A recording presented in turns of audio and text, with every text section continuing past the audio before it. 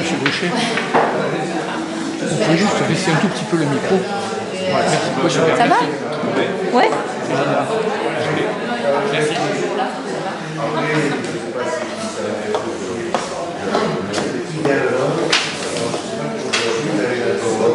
Oui.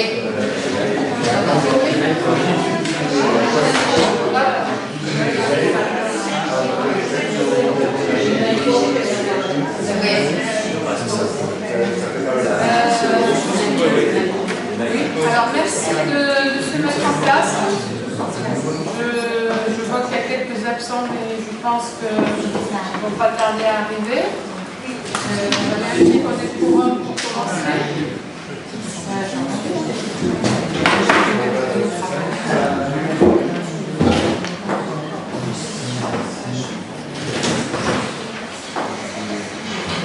Alors, on va faire l'appel. Il y a la feuille de présence qui circule. Et je vais. Ah, pardon, il n'y a pas les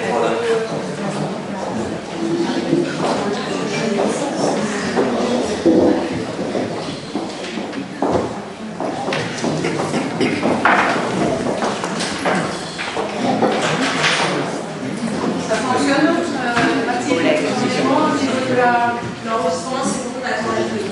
D'accord, mais on démarre quand même. Je rappelle toujours éloigner le portable, mettez-les en silencieux ou en mode avion pour les micros. Merci. Il y a des gens qui parlent, je le fais, mais ça ne marche pas. Au niveau des procurations, nous avons Emmanuel Hazard qui donne procuration à Françoise Chauroux. Nous avons Sylvain Castallier qui donne procuration à Christian Grandoleur. Hélène Jeannet qui donne procuration à Judith Lavalan. Bruno Laquet qui donne procuration à Justin Levy. Après le deuxième rapport, les assemblages de droit, on verra que je prends ta procuration à partir de l'heure à laquelle tu dois partir. D'accord. Et voilà tout ce que j'ai.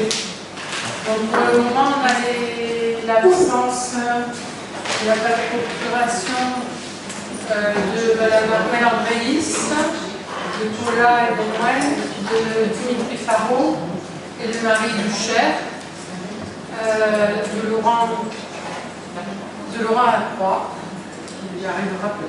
Donc on va surveiller les arrivées et noter les arrivées successives si elles y sont. En tout cas, on a le quorum et on peut donc démarrer.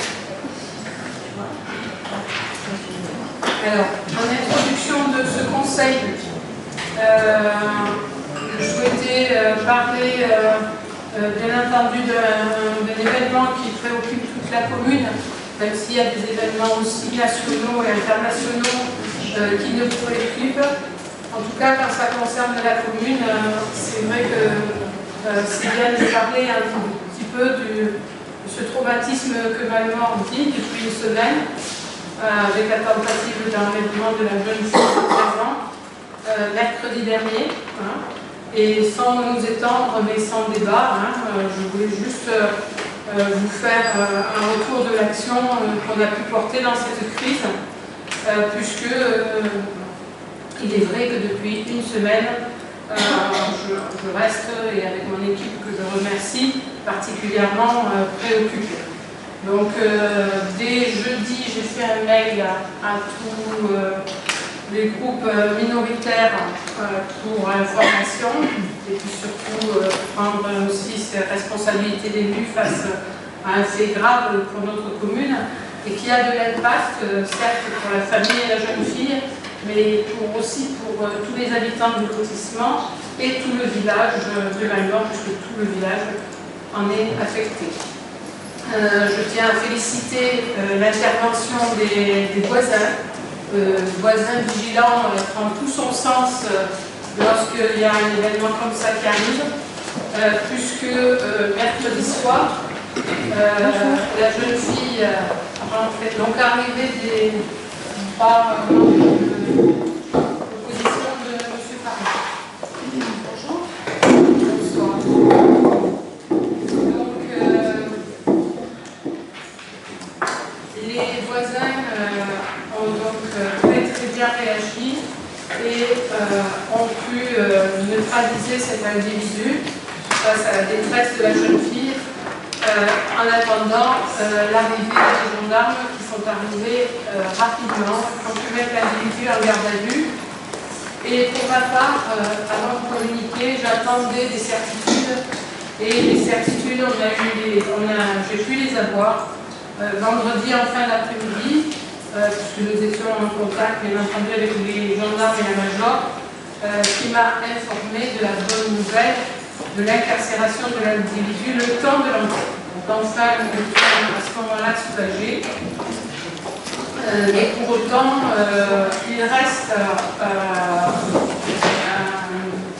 une angoisse, une inquiétude que j'ai pris en compte, puisque samedi, j'ai vu la famille et les voisins, et qu'ils avaient besoin aussi de mettre en place une cellule d'écoute. Donc c'est ce qu'on a fait aujourd'hui, avec un courrier à tout le lotissement, pour mettre en place une cellule d'écoute en fait avec l'agence régionale de santé. Et côté collège, il y avait aussi une demande de jeunes filles par l'intermédiaire de la principale. Nous avons mis les référents gendarmerie, donc ce n'est pas la même organisation, et mis en place aussi cette cellule d'écoute. Donc bien entendu gérer aussi les médias pour éviter l'emballement, la surmédiatisation et la psychose. Et maintenant il est temps de travailler à cet apaisement et vraiment à cette écoute à mettre en place. Voilà. Donc quelque chose sur la commune qu'on ne souhaite jamais. En tout cas, voilà, tous les malades ne sont peut-être pas, ne sont pas tous internés. Et nous avons là un cas très particulier qu'il a fallu gérer. Voilà. Ça risque tout de même d'être le début de la violence dans le village, parce que nous avons tout de même une faune énorme qui risque d'arriver, et que l'on voit actuellement. Bon, Armel, j'ai dit que je faisais une information sur les faits, qu'on n'entamait pas un débat là-dessus, et je pense que justement, il ne faut pas aller vers ces propos-là, qui sont assez choquants d'ailleurs, mais plutôt rassurer et mettre en place un accompagnement lorsque cela arrive. Voilà. Donc je vous propose donc on a un ordre du jour. Alors est-ce qu'on peut avoir, parce qu'on avait prévu, oui, donc on avait prévu, parce que le rapport numéro 1 concerne l'hôpital, donc une subvention des communes pour le centre hospitalier. Donc je voulais, avant ce rapport, mais peut-être qu'on va dire que l'ordre du jour, que la secrétaire est Ghislaine Elie, et que je remercie, que l'ordre du jour a 12 rapports, et que le premier rapport, en lien avec l'hôpital, nous avons une petite vidéo rapide, Et j'ai aussi un résumé d'Hélène Janet que j'excuse, mais qui est le référent CIBU hôpital, qui m'a fait un petit résumé dont je vous le lirai après. En effet, le procès-verbal, je pense que c'était Morissette Agier avec 17 pages qui nous avait fait ce compte-rendu. Si on peut passer vite aussi sur ce procès-verbal et enchaîner sur la vidéo et le contemporain, ce serait bien, mais en tout cas, on répond aux questions s'il y en a sur ce procès-verbal, sinon on passe au vote rapidement. Est-ce qu'il y a des questions? Oui. Sur le procès-verbal. C'est bon? Non, j'avais besoin de faire apporter une précision sur la délibération numéro 2. Je m'étais sur ce qui concerne le comité consultatif culture. Je m'étais abstenu, mais j'ai souhaité que la raison pour laquelle je m'abstiens apparaisse. J'avais précisé que je soutenais la démarche, mais que je m'abstenais parce que je n'étais pas associé à cette démarche. Quelle page? Page 5 du document. Page 5, pour une abstention et débouché, en précisant la raison de l'abstention. Tout à fait. D'accord. On le vérifie à la vidéo et on inscrit. Donc, oui, on va tous voter. Donc, à inscrire la raison de l'abstention. Donc, pour cette correction sur le procès-verbal, qui est contre? Qui s'abstient? Donc, ce sera signifié. D'autres questions? Oui, M. Bertrand. Oui, une remarque et une demande de complément. En page 2, j'ai évoqué ma demande de rapport sur l'innocuité du gazon synthétique. J'ai demandé un conseil précédent. Sauf erreur de ma part, j'ai toujours pas reçu le document. Voilà, ça c'est une remarque. Et donc j'aimerais bien le recevoir. Et en page 16, à propos du pump track, la phrase qui est citée est incomplète et ne permet pas de comprendre ce qui a été dit. Donc j'ai dit entre le nécessaire, l'indispensable et le nice to have, donc c'est en anglais, excusez-moi. Et le nice to have. C'est pas le superflu, mais c'est ce qui fait plaisir. Donc le nice to have, on ne fait pas les bons choix. Donc ça serait bien de rajouter le nice to have, comme ça on comprend mieux ce qui a été dit. Voilà. Et si on le disait en français? Mais en français, ça ne m'est pas venu à l'idée directement, mais si vous avez une proposition, volontiers. C'est pas du superflu, c'est. Pardon?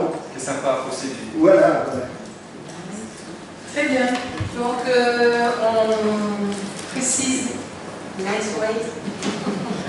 Est-ce que le conseil municipal est d'accord pour rajouter cette précision, qui est un détail, mais quelque chose qui est contre, qui s'abstient? Voilà. Bonsoir.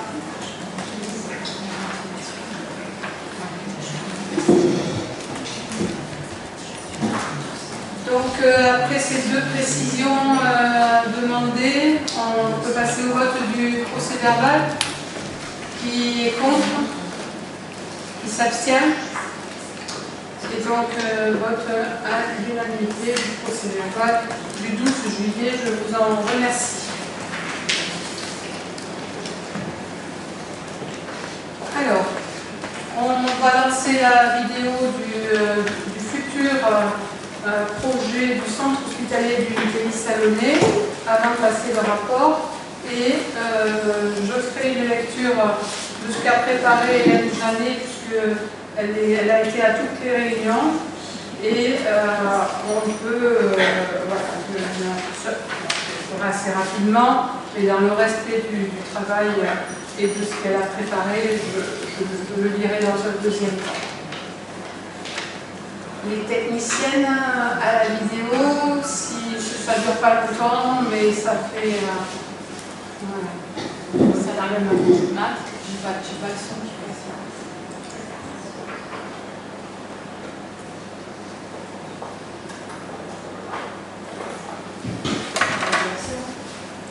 Non, c'est 6G. C'est ça, alors. Ah non, mais j'ai rien. Je le lance. Moi, j'ai le son là, mais je n'ai pas le son sur ça.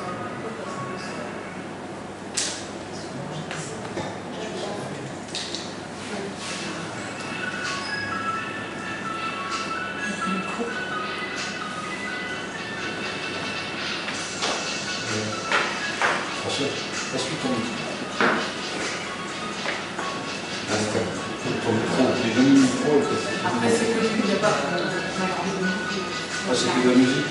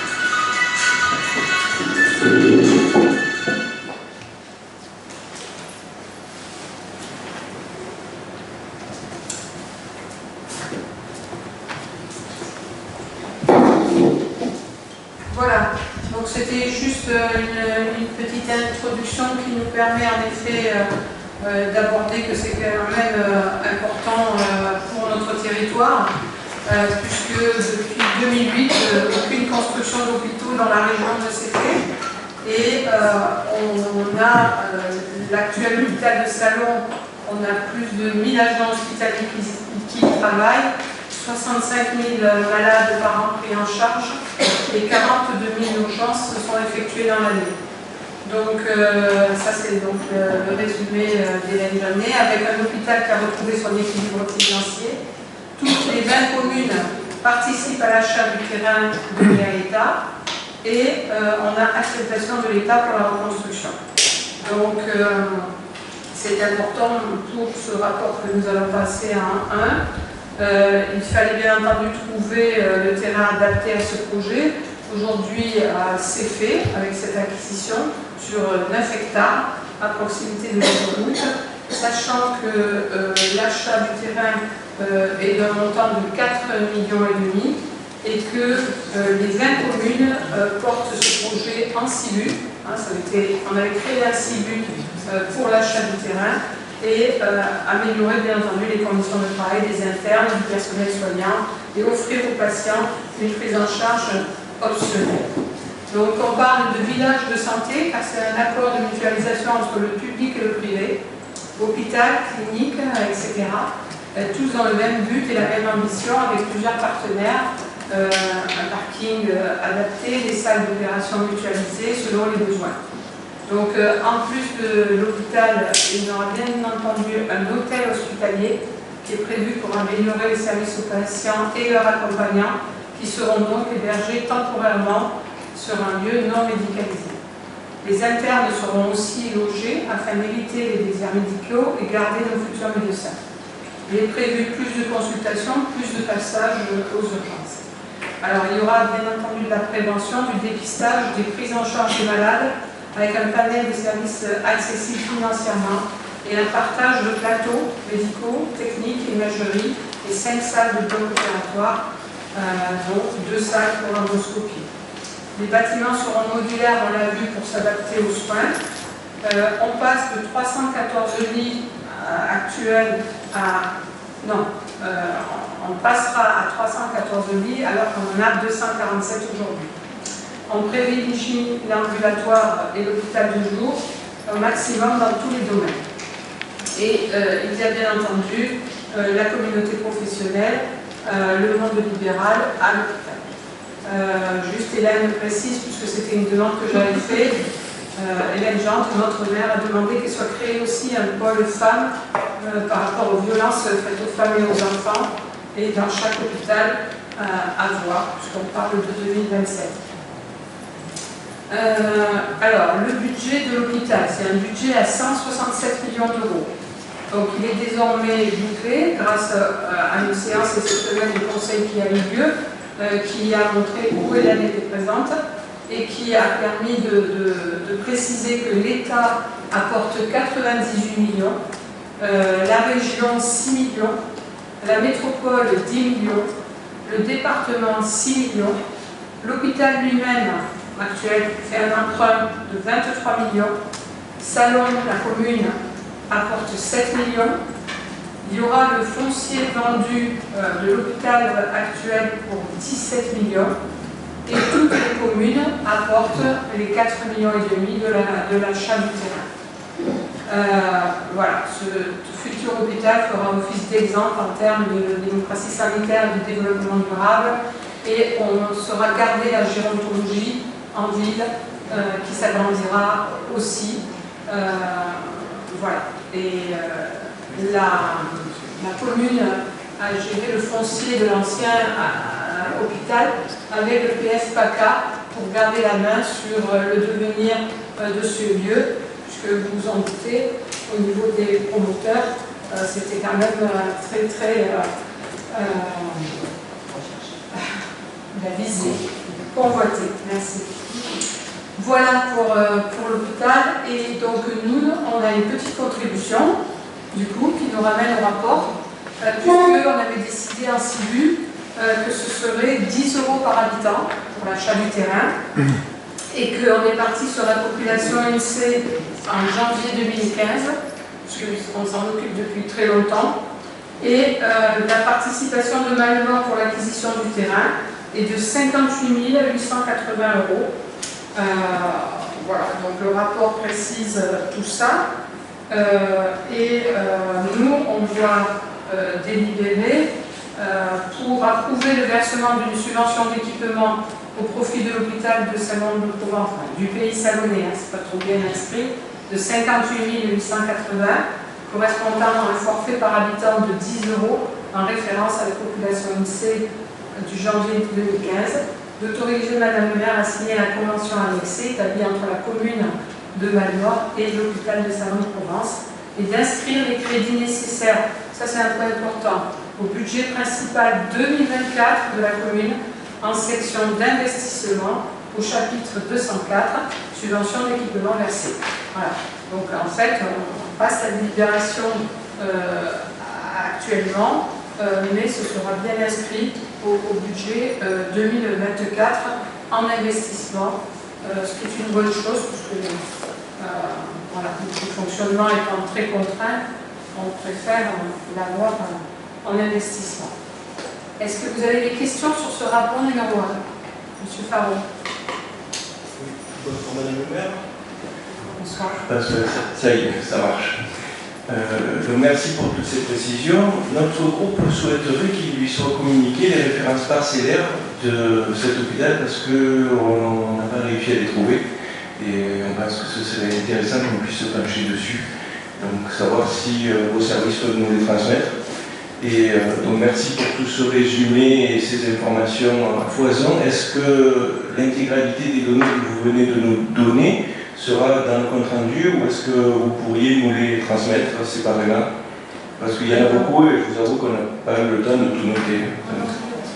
Ouais, bon ben, alors je pense qu'on pourra aussi mettre la vidéo sur le site. Oui, mais il n'y a pas tout là-dessus. Et la superficie, donc c'est la zone des Gadins, et elle fait 9 hectares et demi. D'accord, on pourrait avoir les références parcellaires, parce que c'est grave. Non mais on le voit sur le plan, moi je n'ai pas les références parcellaires moi-même. On va aller chercher. Mais voilà, vous pouvez aller chercher à partir du moment où on se situe. Et on travaille un peu, nous aussi.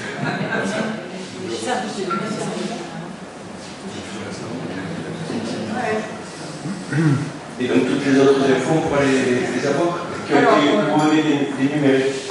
Toutes les autres infos que j'ai énumérées, c'est-à-dire la lecture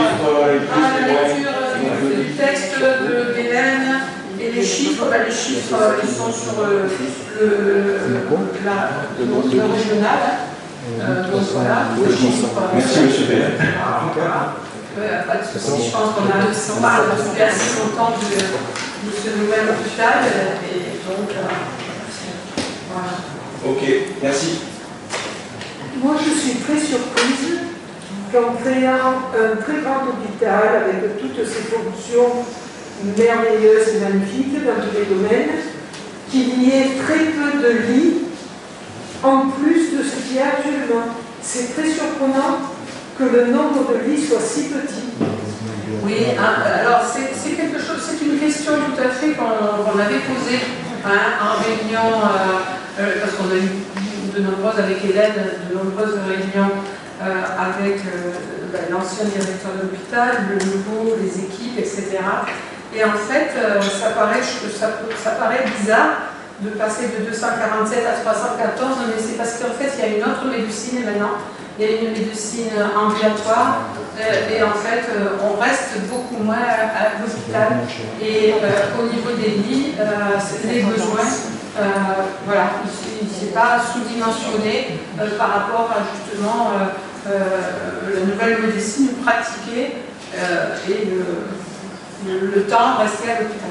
Parce que tout de même, vu que la population grandit, il est intéressant de le soumettre, de voir. Non, mais ces questions-là ont été traitées, et puis après, on sait aussi que, de toute façon, il y a un coût, on parle de 137 millions, et qu'après, on fait, en fait, avec. Moi, c'est vrai que j'ai demandé que la maison des femmes existe chaque fois qu'on crée un nouvel hôpital, etc. C'est vraiment à analyser, c'est pas sûr encore que ça y soit, mais en tout cas c'est un vrai besoin et après c'est une histoire de coût et les décisions sont prises aussi d'un point de vue de l'État là-dessus.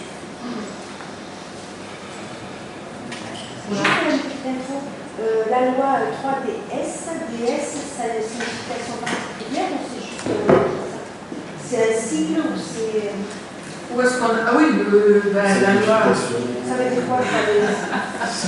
Simplification. C'est la simplification de la loi NAPAM qui était dans les transferts des compétences... voilà. Ça répartit les compétences entre les collectivités. Ça veut dire DS, ça veut dire... Je me souviens plus. 3DS, c'est simplification. Oui. Ouais, c'est les 3D, différenciation, décentralisation et déconcentration. Voilà. On dit tellement comme ça que 3DS. Simplification. Simplification. Rapport numéro 1, on le vote? Oui. Une petite question. L'échéance, en fait, de construction. Tu l'as peut-être dit. 2027 en fait. 2027. 2027. D'accord. Juste pour info, par rapport à la question de localisation, tout au début de la vidéo, on voit bien le terrain. Et tout au début, c'est une zone agricole, à côté du garage. Si on a la référence Et après, c'est facile on peut sur sinon, il va falloir que je... C'est difficile. Une petite paresse intellectuelle.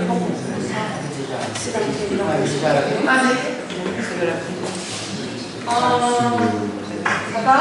Donc c'est important d'aborder, parce que c'est vrai que c'est très important cet hôpital.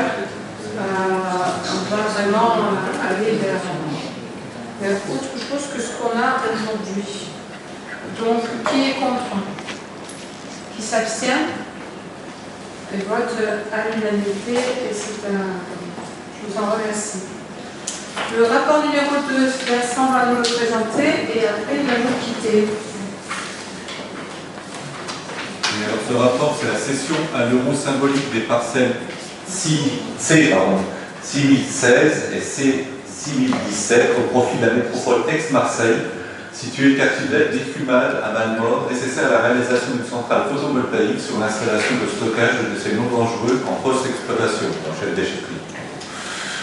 Alors, pour petit rappel, toute cession d'immeubles ou de droits réels immobiliers par une commune de plus de 2000 habitants donne lieu à une délibération motivée du conseil municipal portant sur les conditions de la vente et ses caractéristiques essentielles. Le conseil municipal délibère au vu de l'avis de France Domaine. Alors par contre, il existe une jurisprudence, la jurisprudence Fougerolles, dans un arrêt du 3 novembre 1997 qui vient appuyer ce principe en validant la vente par une commune d'une parcelle de terrain à un prix largement inférieur à sa valeur. Le juge avait estimé que cette vente était justifiée par des motifs d'intérêt généraux et comportait des contreparties suffisantes.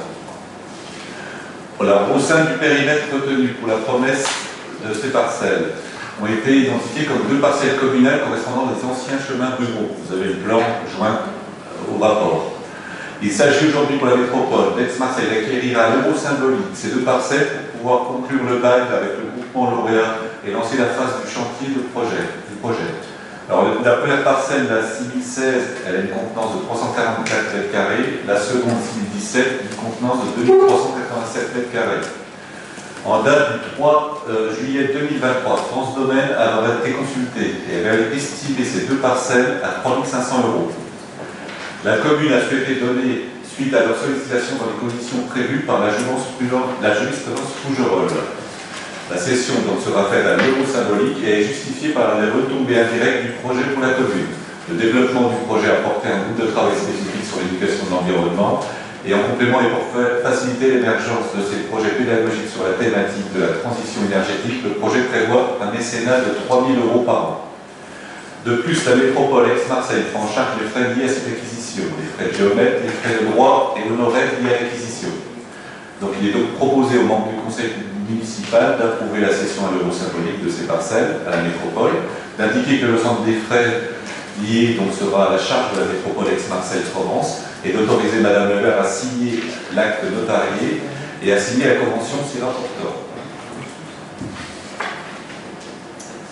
Voilà, donc s'il y a des questions, on y répond et après on passe au vote. Oui. Oui, j'aimerais savoir si la métropole est vraiment si grand manque d'argent qu'elle n'est pas capable de payer 3 500 € au prix normal de ces terres en question. Parce que ça ne va bien faire. On spolie un peu ça fait plusieurs fois que ça arrive que les terres partent pour pas grand chose. 3 500 € c'est quand même pas non plus fou, mais en même temps, ça finit par faire de l'argent, et l'argent c'est important, y compris pour nos contribuables dont nous sommes.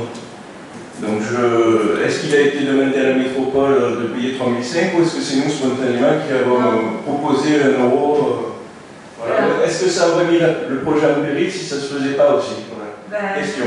Monsieur Faro, je peux vous dire qu'en effet c'est la première proposition qu'on a fait quand on a vu le tarif de France Domaine 3 500 à la métropole le peut. Mes services ont fait la demande à la métropole et en fait ce qui mettait en péril c'était surtout l'avancée du chantier, de quelque chose qu'on doit délibérer pour pouvoir faire, parce qu'on avait déjà retardé le chantier d'1 an par rapport aux études 4 saisons et à la montée des coûts du matériel au niveau photovoltaïque. Donc on souhaite vraiment que le projet démarre à l'automne et redemander, ce qui nous semble assez dérisoire, 3500 à la métropole, remettez en question en fait carrément, je peux vous le dire, le démarrage des travaux dès l'automne. Et comme on est sur ces aides indirectes, etc., on a préféré ne rien bousculer et pouvoir que la métropole commence les chantiers à l'automne plutôt que de réclamer et d'insister sur ces 3500. Donc la métropole a refusé l'offre de 3700 € que vous lui avez faite. Oui. Vous avez l'écrit de la métropole, est-ce qu'on pourrait consulter? On a des retours de mail, bien sûr, là-dessus. Oui, les services, Vincent. Les services de l'urbanisme. Et donc, en fait, s'il y en avait mis 3000, je ne comprends pas, parce que quand on fasse une session notariale à 1 € ou à 3005, la procédure est identique. Non, c'est par rapport à la délibération aussi. C'est-à-dire que ça va passer aussi en délibération métropolitaine la semaine prochaine. Et qu'après, si on changeait l'ordre de l'entrée, ça veut dire 2 mois de plus, ça veut dire décembre. Et après, ça veut dire une année encore, 6 si mois. on avait proposé 3005, on serait sur une déraille à 3005. Non, parce qu'eux, ils délibèrent aussi là-dessus. Donc en fait, on reculait tout dans le temps. Voilà. Ok. Donc, si je comprends bien, c'est pour du photovoltaïque, c'est bien ça? Oui, c'est sur Et les le charges. photovoltaïque, lequel de ce photovoltaïque va aller où? Alors, on est sur un montage un petit peu particulier, Vincent. C'est marqué dans la convention entre la commune et la métropole là-dessus. Non, on parle du... Le photovoltaïque va produire de l'électricité, et cette électricité elle va servir à alimenter quelque chose sur la commune, ou est-ce qu'elle va être revendue à EDF au profit de la métropole ou au profit de la commune? Non, on n'est pas sur... Ça ne sera pas rendu au profit de la Non. métropole et de la commune. Et c'est la mairie qui paye. Après, en compensation, on arrive à avoir 3 000 € pour Je peux vous expliquer. Donc en fait, l'opérateur qui vendra, c'est Enercop, c'est une coopérative d'énergie renouvelable. Elle vendra c'est une coopérative citoyenne. Et donc elle vendra l'énergie à ses clients qui peuvent être des communes ou des particuliers. Voilà. Pour en revenir sur les 3 500 €, si vous lisez la convention, il y a 3 000 € par an qui sont reversés sur le territoire et sur, alors je ne me rappelle plus pendant combien de temps, 10 ans, 13 ans, délivré, ça rapportera beaucoup plus au territoire que les 3 500 € de la vente du terrain. Pendant 25 ans. 25 ans. Donc ça rapportera beaucoup plus que les 3 500 € de la vente. Voilà. Donc l'électricité, elle est réinjectée dans le réseau et vendue par Enercop. Comment ça s'appelle? C'est aujourd'hui c'est libéralisé, c'est que EDF qui vend toute l'électricité. Il y a diverses sociétés, LG. Ça repasse dans le comme pour l'électricité. Enercop, c'était parti au milieu du rapport. Le matériel photovoltaïque, il sera payé par la métropole? Non, alors, là, le rapport est sur la session à l'euro symbolique. On ne va pas rentrer dans le détail de tout le projet. Il y a eu beaucoup de réunions, il y a eu beaucoup d'ateliers participatifs à l'époque, puisqu'on a commencé depuis longtemps.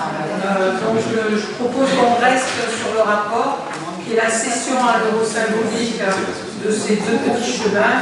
Et après, on ne va pas aller dans le détail du Juste une réflexion pour finir, juste parce que M. Platon, je comprends tout à fait votre positionnement, mais moi je n'aime pas le mélange des genres. Donc c'est-à-dire que là, on parle de la métropole à qui on va payer 3 500 €, Et le mécénat, c'est une entreprise privée qui va le faire, c'est pas la métropole, donc ça n'a absolument rien à voir. Le mécénat, ils peuvent le faire malgré les 3500 euros. Ça n'a rien à voir. Donc le mélange des gens, si ça vous plaît, moi je n'aime pas trop, mais les arguments qui sont là ne sont pas là-dessus. C'est une convention entre toutes les parties. Et donc, c'est une convention et ça a été négocié entre tout le monde. C'est nous qui payons. Si c'est la métropole, c'est nous qui payons aussi. 3500 euros. C'est votre avis. Bon, allez, J'ai juste une question. Ces parcelles appartenaient à la commune. Oui, c'est juste chemin. C'était peut-être seulement la caisse des écoles, je ne suis pas sûr. Je propose le fait que le rétro à la métropole, ça facilite l'instruction du dossier. Je vois pas pourquoi ça a bloqué. Parce que ça a bloqué par rapport à cette propriété, dans la surface. Il Oui, fallait qu'on finisse de régler ce dossier. C'est des parcelles communales. Oui, mais on le transfère là. Oui, non, mais quand on transfère, je comprends, c'est très bien, ça facilite la démarche, mais je n'arrive pas à comprendre pourquoi ça bloquait. En tant que, comme c'est la collectivité, donc il n'y a pas de raison, c'est pas un élément bloquant, puisqu'on est propriétaire, donc en fait il suffisait des dossiers, je ne vois pas pourquoi ils sont bloqués. Ça aurait été un privé, je comprends, il aurait pu s'opposer, mais nous on ne s'oppose pas, la métropole gère, je ne vois pas pourquoi c'est un élément bloquant. Voilà. Il y avait tout le reste appartenait déjà à la métropole. Oui, oui, voilà. Il n'y avait que les chemins qui étaient au milieu qui étaient à nous. Donc c'est juste pour voir. Parce qu'il fallait qu'ils aient une uniformité au niveau du foncier. C'est l'administratif. Bon, enfin bref. C'est l'administratif. Ce que je veux dire, c'est que ce n'est pas une raison de blocage. Voilà. Sinon, tous les projets en France seraient bloqués. Voilà. En tout cas, il fallait le régulariser et je sais que c'est un blocage administratif pour lancer le chantier. Peut-être qu'ils lancent le chantier que quand ils sont propriétaires de tout le foncier. Il suffisait de le mettre à disposition. Enfin, c'est pas. Qui veulent pas le faire, c'est une chose, parce que c'est peut-être compliqué, mais c'est pas une raison de blocage, c'est sûr. Mais en tout cas, ça a bloqué là. C'est pour ça qu'on le passe. Oui, c'est la mauvaise volonté. Dernière question, les travaux sont censés commencer quand? Ils étaient censés commencer à l'automne, donc on espère avoir de bonnes nouvelles du chantier après ce passage en métropole. Passer les marchés qui peuvent vous offrir. Allez, on vote. Qui est contre? Qui s'abstient? Abstention, donc l'équipe de M. Parot. Il vote à la majorité. Merci. Vincent, je prends du coup la procuration de Vincent à partir de 2015. Le rapport numéro 3. Donc on va les traiter les uns après les autres, mais ça concerne le 3, le 4 et le 5. En fait, c'est un passage, les trois rapports concernent le passage à l'instruction comptable et budgétaire qui s'appelle la M57. Elle s'étend à toutes les collectivités au 1er janvier 2024. Et ça vient se substituer à la M14 pour les communes, à la M52 pour les départements et à la M71 pour les régions. Donc en fait, ces instructions sont des référentiels de normes comptables qui avaient la particularité de retracer par des comptes spécifiques les compétences propres à chacune de ces collectivités. Donc en 2015, avec la création des métropoles, la nécessité d'un référentiel qui reprenait l'ensemble des compétences dont elles héritaient des communes, du département et de la région. Et c'est pour ça qu'on crée une M57 qui rassemble tout. Et comme la M14 en 97, la M57 rapproche les deux comptabilités, publiques, locales, et celle des entreprises. Ça se rapproche là. L'idée future et dans un avenir, c'est de permettre d'expérimenter le compte financier unique, le CFU, remplaçant le compte administratif et le compte de gestion, puisque c'est actuellement ce qu'on fait, et ça dès 2027. Donc il y a plusieurs temps à avoir. Donc ces états financiers se veulent plus clairs et plus lisibles par tous. Ils vont apporter une information financière enrichie au lecteur, que ce soit le citoyen, l'organe délibérant ou les partenaires de la collectivité. Donc c'est la loi, hein, donc on a un avis du comptable public sur le nécessaire passage à la M57. Certaines communes l'ont fait expérimentalement précédemment. Nous, on n'a pas voulu y aller, on y va là, parce qu'en fait c'est assez complexe et je peux vous dire que les services depuis travaillent avec les logiciels bien entendu à tout remettre dans les nouvelles normes. Voilà.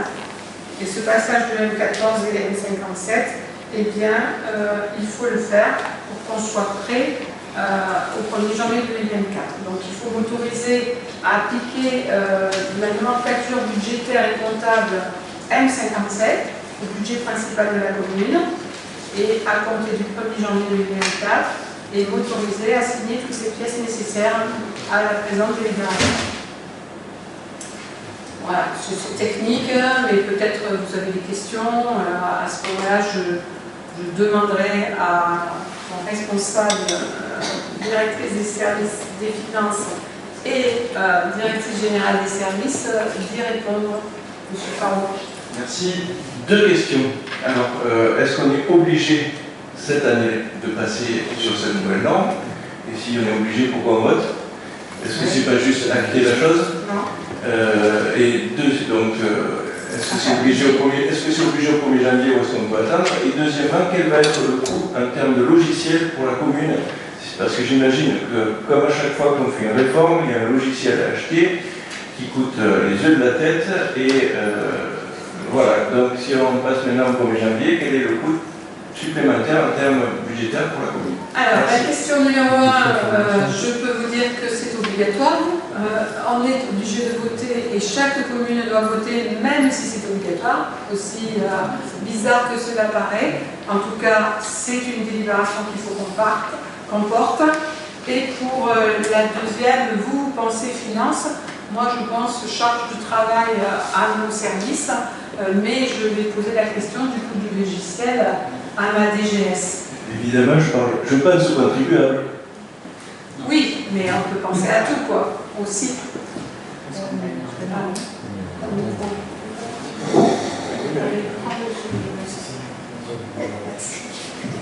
Oui. Oui, en effet, il faut revoir toutes les lignes budgétaires, recréer avec des tas de correspondances tous les comptes, en section fonctionnement, investissement, il y a les comptes qui sont concernés, et il y a toute la nomenclature fonctionnelle, c'est-à-dire les codes fonctions qui sont les comptes de destination, où est dépensé, dans quel service est dépensé, où est fait l'achat. Donc évidemment, il y a beaucoup de refontes, mais en réalité, notre logiciel permet, on a suivi plusieurs formations, on a eu le support de l'éditeur, d'Hergé Levaux en l'occurrence, et c'est un logiciel qui est très développé sur les petites communes, ce qui fait qu'ils se sont mis tout à fait à niveau et des moyens humains et des moyens financiers des petites communes. Donc il y a eu beaucoup de formations, comme disait Madame le maire, il y aura du temps humain, c'est pas fini.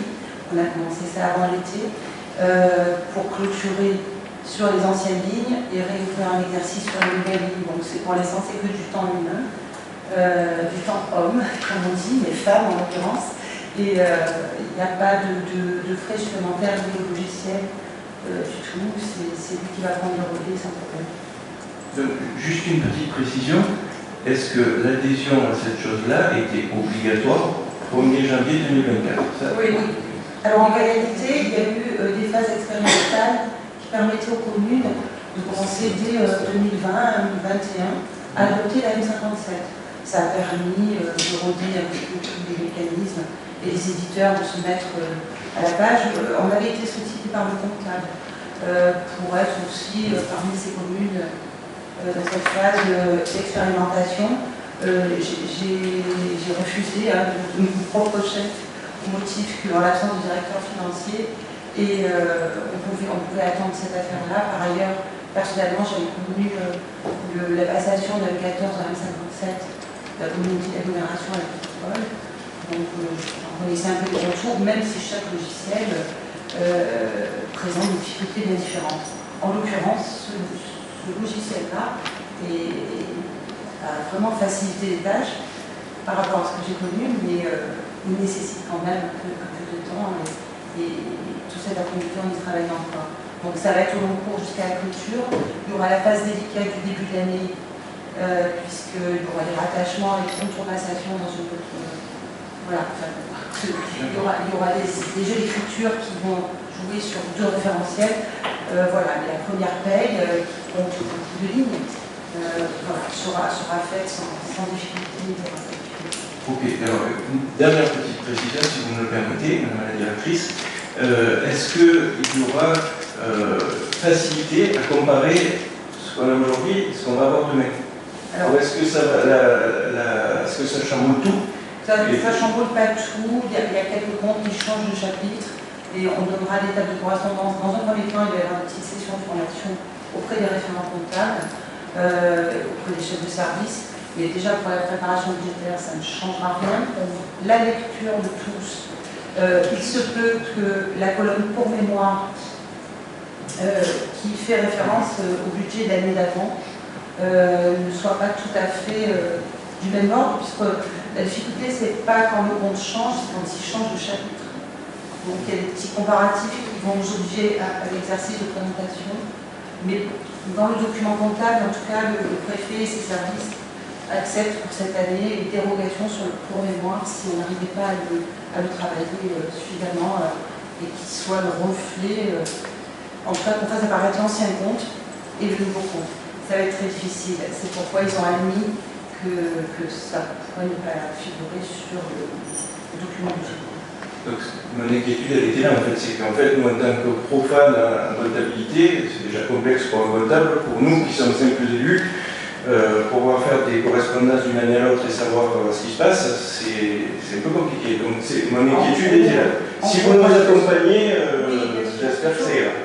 En gros, les chapitres restent les mêmes, sur le 011, le 65. Et puis aussi, ici ou là, on voit quelques discordances qui ne permettraient pas la compréhension. Évidemment, on fera l'effort de pédagogie nécessaire.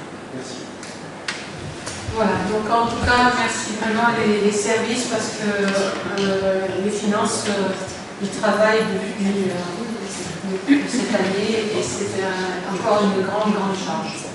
Monsieur Platon. Oui, j'avais une question. Je vois que cette nomenclature permet des facilités sur la fongibilité des crédits et sur les dépenses imprévues qui avancent traitées par l'UDM, je suppose. Donc là, quelle sera la transparence et le niveau de connaissance des élus sur ces facilités? Alors, du coup, la transparence sera la même, puisque justement, c'est quelque chose sur lequel on ne va pas, puisqu'il faut délibérer pour cela. Et en matière de fongibilité de crédit, la faculté sera donnée à l'organe délibérant de déléguer à l'exécutif la possibilité de procéder à des mouvements de crédit entre chapitres dans la limite de 7,5% des dépenses. Et en matière de gestion des crédits pour les dépenses imprévues, l'organe délibérant de vote et d'autorisation d'engagement dans la limite de 2% des dépenses réelles. Donc, oui, Madame Verne, vous pouvez répondre, parce qu'on ne va pas sur ce chapitre-là. C'est la possibilité qui est donnée par la M57, c'est la fongibilité des crédits et l'ouverture d'appel sur les dépenses imprévues. À chaque fois qu'il est libéré. Donc on verra dans le règlement budgétaire, si on le parcourt, en tout cas si vous l'avez vu, que la possibilité est donnée dans le règlement budgétaire comme dans la loi, pour autant on délibérera si on le souhaite. Le parti pris là, au démarrage, c'est de ne pas l'adopter pour une meilleure visibilité, et on fera des DM un peu traditionnels, et je ne vous cache pas que pour les services, on reste sur le même discours et pédagogie plus efficiente. Si on ça change les règles, ça serait plus difficile pour tout le monde. Ok, merci. Voilà.